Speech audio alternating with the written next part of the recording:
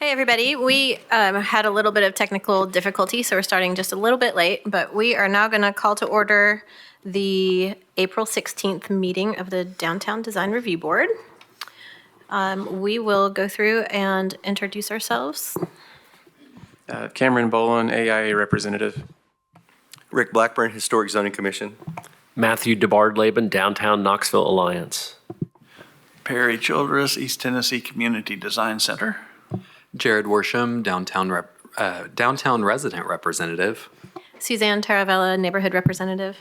Lindsay Lanoy, Knoxville, Knox County Planning. Josh Wright, Urban Design Representative. Chris Ford, Downtown Business Representative. Tony Allen, Downtown Development Representative. Dallas D. Armand, Knoxville, Knox County Planning. Melinda Woolert, Knoxville, Knox County Planning. Christina Margrons, Tillery City Law Department. Mark Reel, City of Knoxville, Plans Review and Inspections. Thanks, everybody. Now we'll move on to the minutes. The minutes of the March 25th meeting are in your packet. Does anybody have any corrections or comments? If not, we'll entertain a motion. A motion to approve. I'll second. We have a motion and a second. All in favor? Aye. The minutes are approved. Thank you. Okay, so now we're going to get started with a staff report. Lindsay, can you take us through, please? We actually don't have any administrative approvals in last month. Great. Moving on along now. Let's see. We have certificates of appropriateness. The first one is 100 South Broadway, which is case number 4A25DT. Yes, and so as Suzanne said, Zoom is not working, just like in general nationwide. So, and we only just figured that out. Hopefully that doesn't pose an issue for us and our applicants. These are relatively straightforward applications. And if there's like a major issue or questions, obviously we can discuss that further and we can try to connect with them. But just to put that out there. So, and these two folks are in Colorado, so they will not be present in person. So this is an exterior rehab to an existing structure. It involves the removal of an existing storefront windows and double door between the main entry and the breezeway, and a new wall that will be installed in their place that encloses the existing breezeway, and that roof will be extended in kind to cover the additional space. And so you can see that here, and then a new overhead door and a bar height counter will be installed on the left of the wall, with another overhead door and storefront window system to be installed on the right of the wall at the former breezeway entrance. The salvage double door will be installed at the rear entry, and then it also involves some exterior work on the rear elevation of this building. Overall, this project meets the downtown design guidelines. You can see, you can see all of that here on the floor plan. And the plans are in your packet. It meets the design guidelines. The storefronts are pedestrian oriented with a consistent rhythm of windows and doorways. Enclosing that breezeway actually gives a more consistent rhythm. It replicates the existing storefront windows and double doors. It provides a secondary entrance that's compatible in scale with the building. It makes the entrance a little more noticeable to pedestrians on both Broadway and Jackson Avenue. And so staff is recommending approval of 4A25DT as submitted. Great. Thank you, Lindsay. These are the folks that aren't here, right? They are not Okay. available.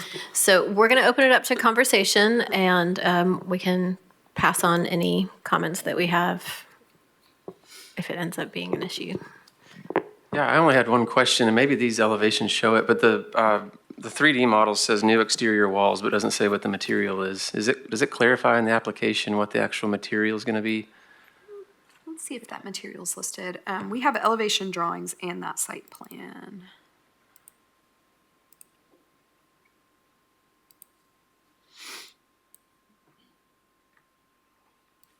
So there's the salvage double door and the storefronts. There's metal panel being installed above them. There's a side entrance. That's the existing. Yeah, it says MT1, so I'm assuming that's metal as well. I believe there's metal there as existing. Yeah, as well. there's Corten steel on the brew house, so I'm assuming it's the same thing. That would be my only issue, was just be explicit what the what the new material they're going back with is. I see a legend on DRB3 that says MT1 is Corten metal, Great, okay, Yes. metal siding to match existing. perfect.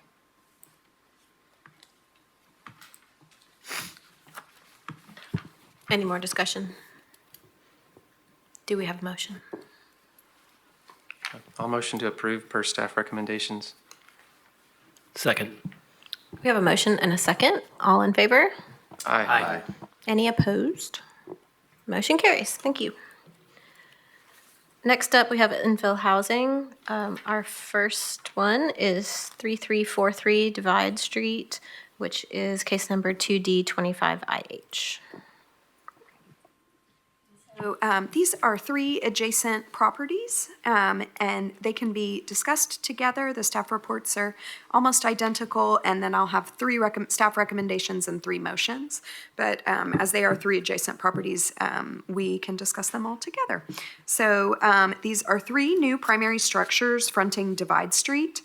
So you can see the site plan for 33. So the aerial photography has the three relevant lots highlighted here. This one is 3343.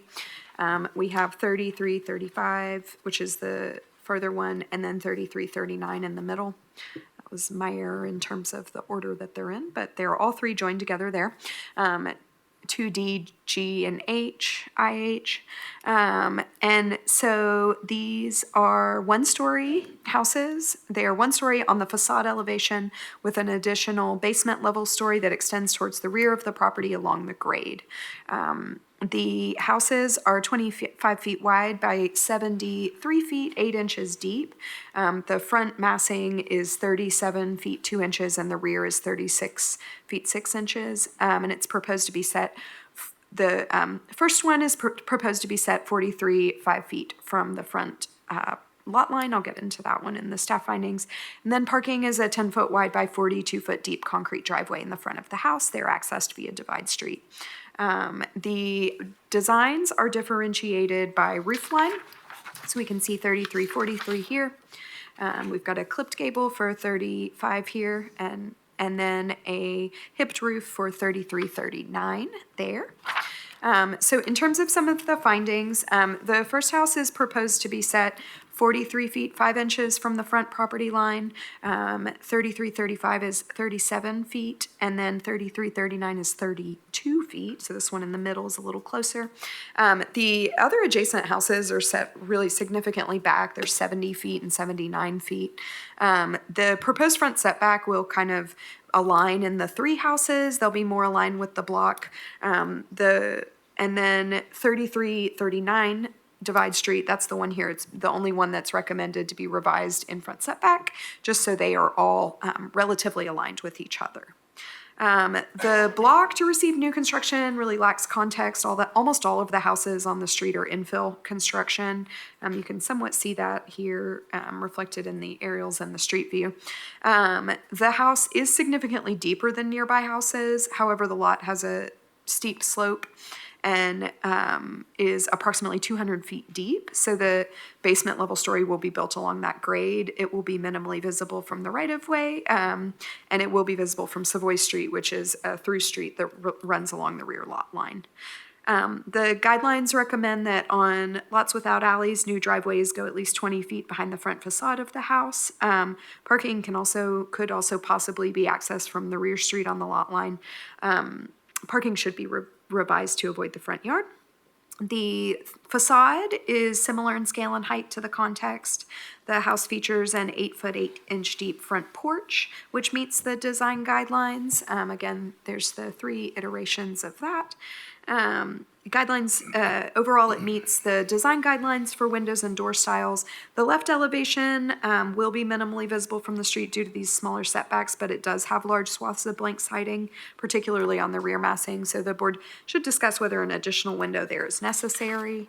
The roof meets the design guidelines in terms of pitch and materials, and so does the siding and exterior materials. The final site plan should be revised to retain a native or naturalized shade tree in the front and rear yards.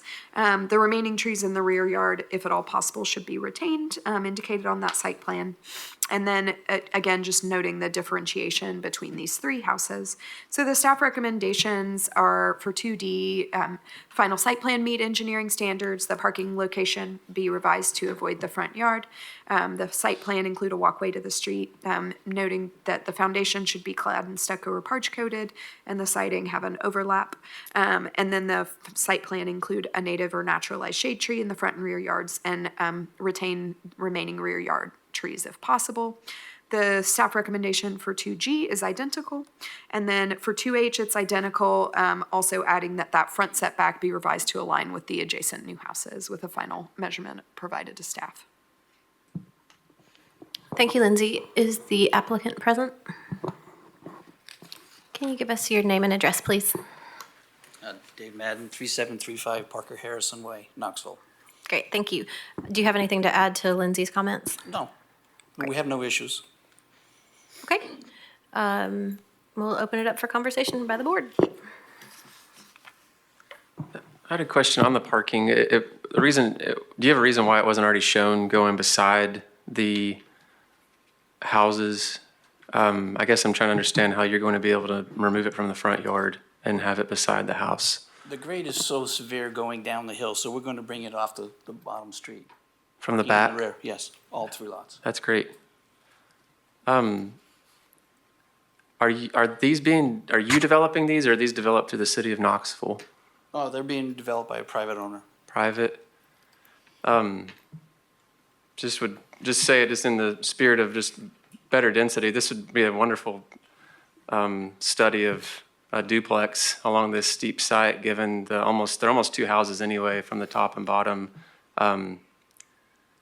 Not that I'm changing the design on this, but it's just something that I think I like to see that all these Lonsdale infill sites are happening, but there's an opportunity with that site to get some higher density along those, which would be great to see in the future.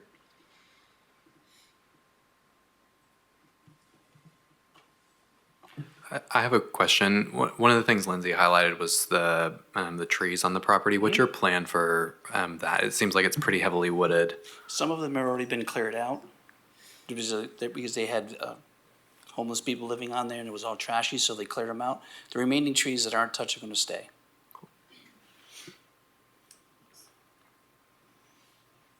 Does the front porch, could you look at the front elevation? Will the front porch it'll have stairs, correct? Yes. What kind of stairs will it be? Will it be framed or concrete? They'll most likely be concrete. Okay. And the materials, where are the materials called out on your submission? There's no specificity as to the actual material. So you're showing brick at the base, you're showing a horizontal siding, I'm assuming asphalt shingle roof, but are any of those listed anywhere else in the packet that I missed? There's an elevation schedule on A4. Okay. Yeah, it's just similar to the last application, just making sure that it's listed so we know what we're approving.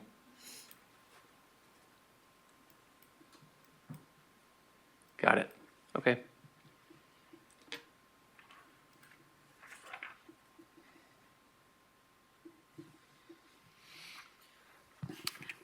Are there any other comments or questions? If not, we'll entertain a motion. We'll have to do 3 separate. Yeah, okay, so we'll do the first one, which is 2D25IH. I'd motion to approve 2D25IH per staff recommendation. We have a motion. Do we have a second? Second. Okay, we have a motion and a second. All in favor? Aye. Any opposed? All right, that one carries. Next up, we'll do 2G25IH, unless there's any comments on that one.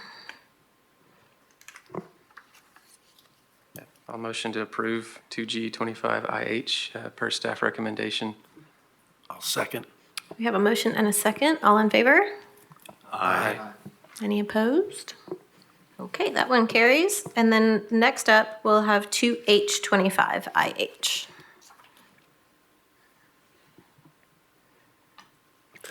I'll make a motion to approve per staff recommendation. Great, thank you. Second. We have a motion and a second. All in favor? Aye. Any opposed? That one carries too. Thank you. Thanks. Okay, next up on the list is 816 East Churchwell Avenue. That's case number 2J25IH. So this is a new primary structure fronting East Churchwell Avenue.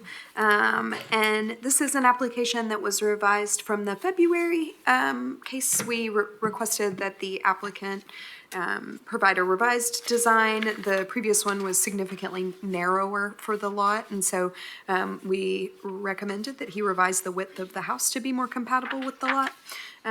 So it's a two-story residence with a side gable roof, clad in asphalt shingles, an exterior of horizontal vinyl lap siding, and a block foundation clad in stucco. The house now measures 28 feet by 40 feet, and it will be set 39 feet from the front property line with an 8-foot deep porch recessed under a shed roof. The parking is a concrete pad at the rear of the property that's accessed from the alley, and the site plan does include a walkway from the porch to the street and an existing tree in the rear yard. So he's calling out the tree right there. So in general, the applicant was guided to kind of revise the overall width of the house. The house has been revised to be compatible with the lot. The average front setback of the block face is 29 feet, which is identical to the proposed front with that front porch there. The adjacent house is at 30. The house is proportionate to other houses on the block in dimensions. The parking meets the design guidelines. The two-story, three-bay facade is similar in scale and height to the context. The applicant has also revised showing the actual foundation grade there. The front porch meets the design guidelines for the context. All of the elevations feature sufficient transparency, although on the left elevation, which they're both kind of labeled as side elevations, we would recommend, actually that's kind of the right, was that the intent? The board should discuss if one additional window should be added to either of these side elevations. Let's say that. We got perplexed by the side elevations there. Overall, the materials meet the design guidelines. The site plan has an existing tree in the backyard. And then, so the staff recommendation is to approve 2J25IH subject to the conditions that the site plan meets city engineering standards. We had that condition that an additional window be added. Y'all are welcome to discuss that. And then the site plan include that existing tree in the rear yard, which it does, and then a new native or naturalized shade tree in the front yard. Great, thank you, Lindsay. Is the applicant present? He was planning to be on Zoom as well, Okay. so he is unable to join us. So we'll discuss this one and send comments along if there's anything noteworthy. I think it was a good improvement from the last submission. Was there a floor plan submitted as well? No, we did not get a Yeah, floor and plan. I have trouble. So that's the interior side that's lacking transparency. I believe it's the street side that has the three. Okay. We could ask them to add another window, but we don't really know what's on the interior of that, so it'd be hard to include that on the inboard side. But the street side has 3 windows. I think that's acceptable, and the back does as well. Has 1.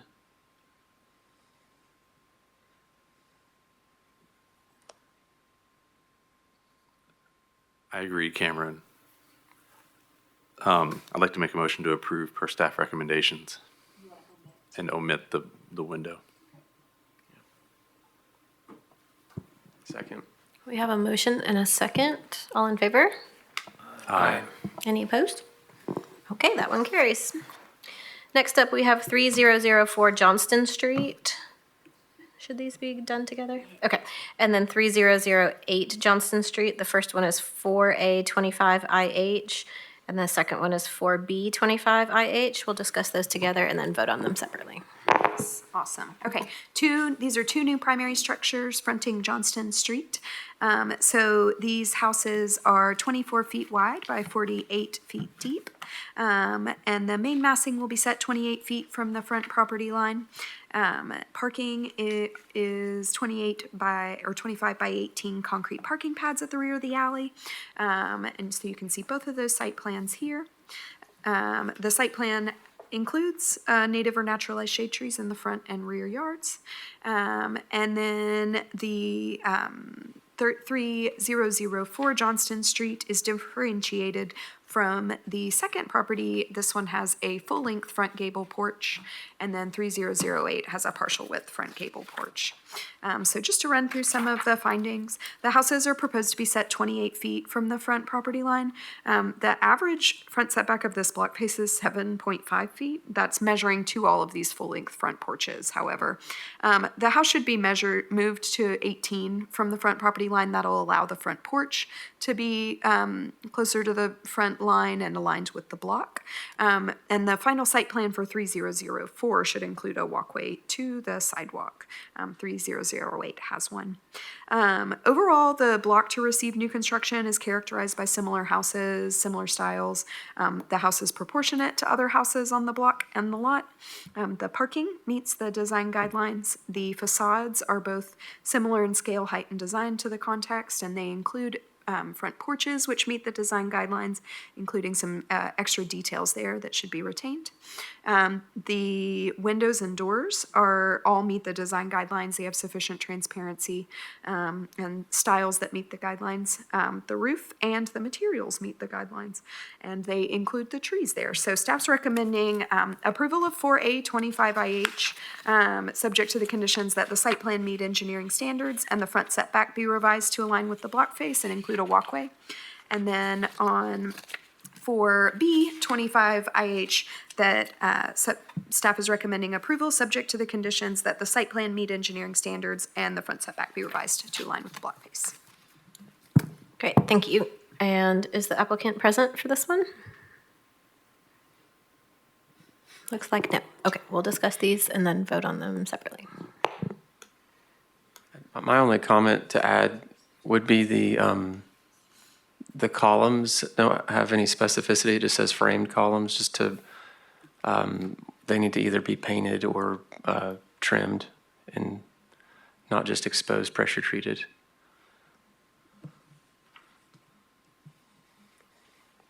Do they have dimensions on the columns? Are they 6 by 6, 8 by 8? Do we know? It says 10 inch. 10 inch, I'd say it's going to have to be boxed with something.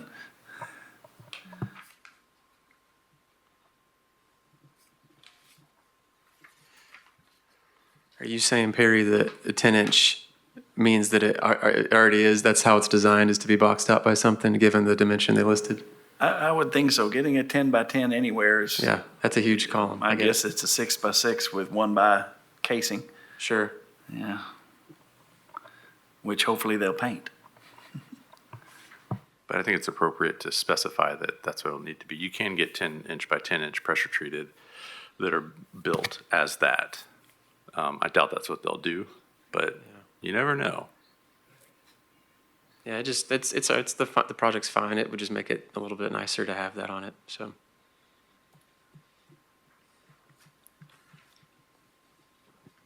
Any other comments? If not, we'll entertain a motion.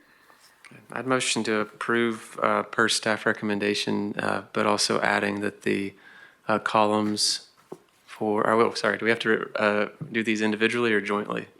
Okay. Individually. So let's do, I would motion to approve for a 25IH per staff recommendations and add the requirement that the porch columns either be painted or trimmed out with painted material. Second.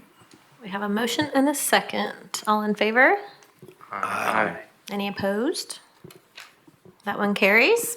We'll move on to 4B 25IH.